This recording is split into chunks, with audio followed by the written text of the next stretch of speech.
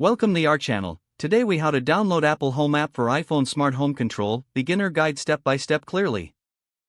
To download the Apple Home app for your iPhone, start by unlocking your device. Locate the App Store icon on the home screen. Tap on the App Store icon to open the application. Once in the App Store, look for the Search tab at the bottom of the screen. Tap on the Search tab to access the search function. In the search bar, type Apple Home and hit Enter or tap Search. The Apple Home app should appear in the search results. If you see the app, tap on it to view more details. Check that the app is provided by Apple Incorporated. Tap the Get button to begin the download process. If prompted, enter your Apple ID password or use your Face ID or Touch ID to authenticate. Wait for the app to download and install. Once installed, you will see the Open button appear.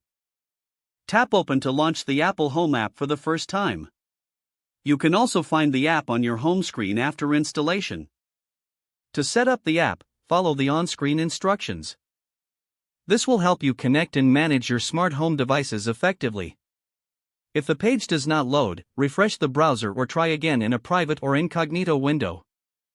Make sure you are using the correct email address, then retype it carefully to avoid small typos. If your password is not accepted, use the reset option and create a new strong password you can remember. Check your spam folder for verification or security emails, then complete any requested confirmation steps. Enable two-factor authentication if available to improve account security and reduce unauthorized access risk. After signing in, review your profile details so your contact information and settings are accurate and current. If you see an error message, note it down and try again after restarting your device and internet connection. Log out when you finish, especially on shared devices, to keep your account and payment information secure.